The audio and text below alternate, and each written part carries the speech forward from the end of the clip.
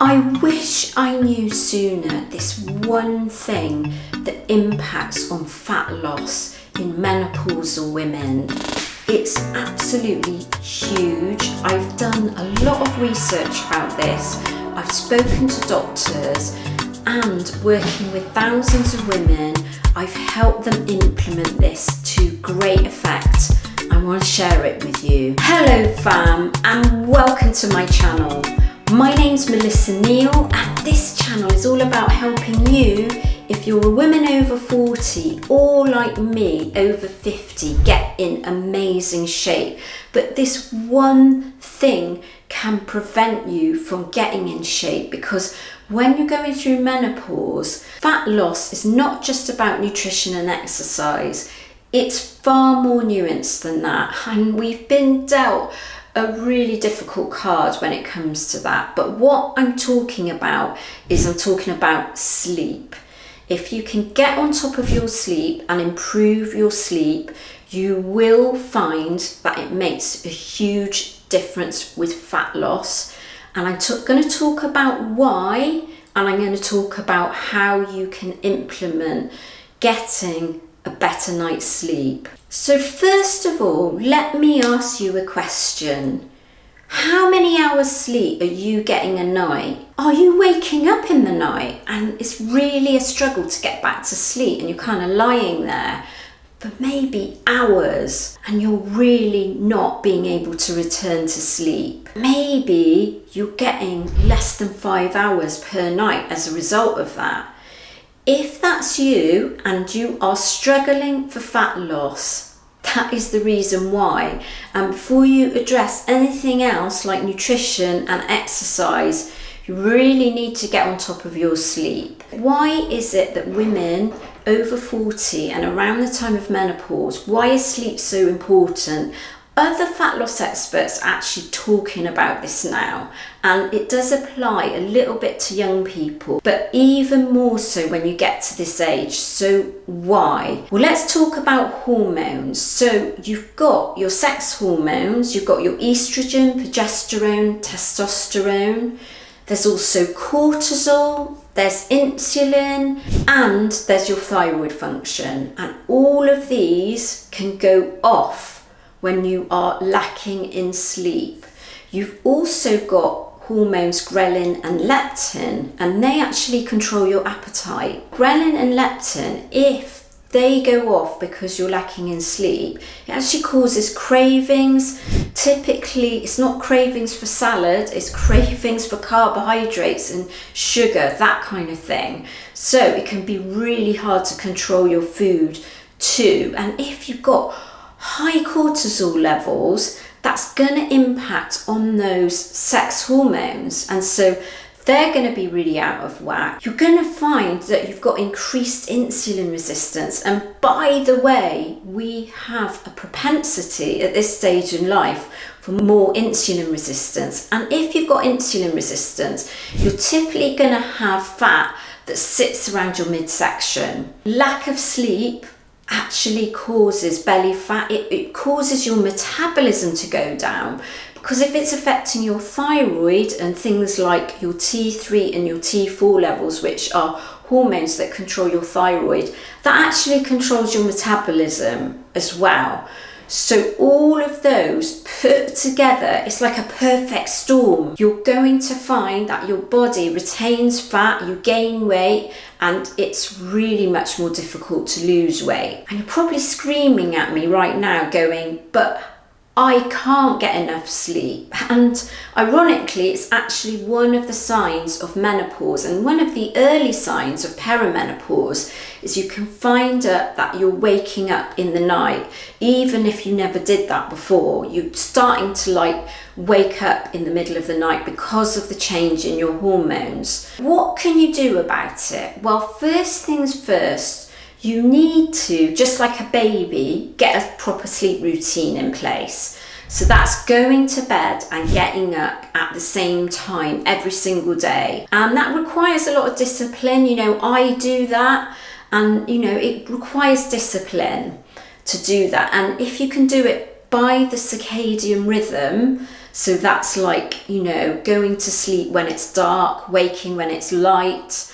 That is also much better for your body and much better for getting a really good sleep routine. However, if you work shifts or anything like that, of course, that's going to be impossible. So focus on the other things I'm going to talk about. You want to lose technology around about an hour before bed, you know, but a minimum of 30 minutes before bed, especially that kind of close screen time.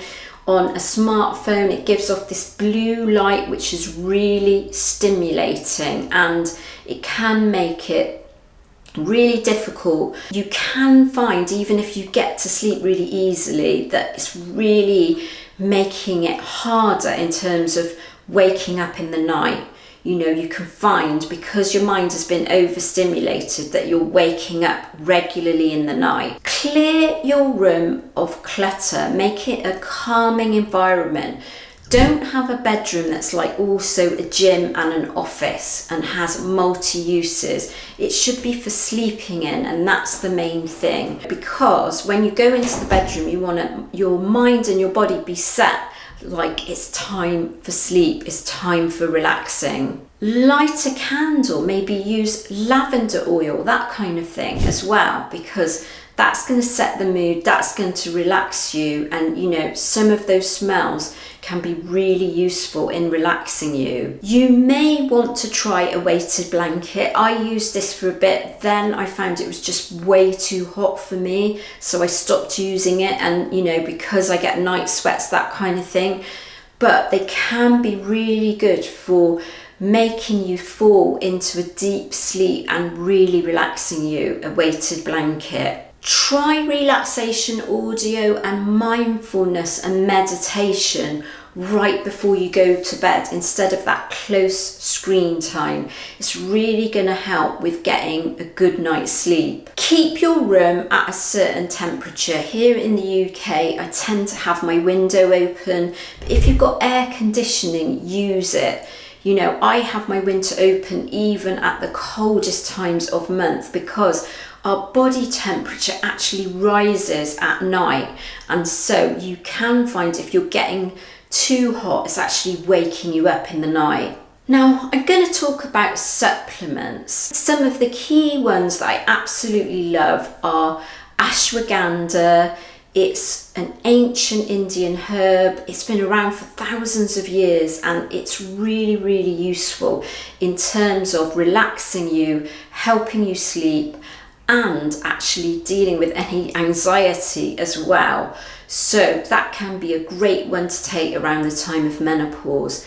L-theanine, which is an amino acid, that's really helpful. Magnesium, take all of these right before you go to bed. Many people, they find when they just start implementing taking magnesium, they get a much better night's sleep. You can look at things like valerian root and melatonin, which are directly about helping you get to sleep. And you know, if you've fallen into a really bad pattern, they can really work getting you into a regular pattern again. The other one I want to talk about is progesterone. Now, not strictly a supplement, but if you take progesterone like I do at night, it can be a massive game changer and really help getting a good night's sleep. So if you are in the market for seeing your doctor about HRT or hormone replacement therapy, talk to them about that, especially if you're really struggling with sleep. It can be a massive game changer. Just as a side note, all this sleep can really help with muscle building,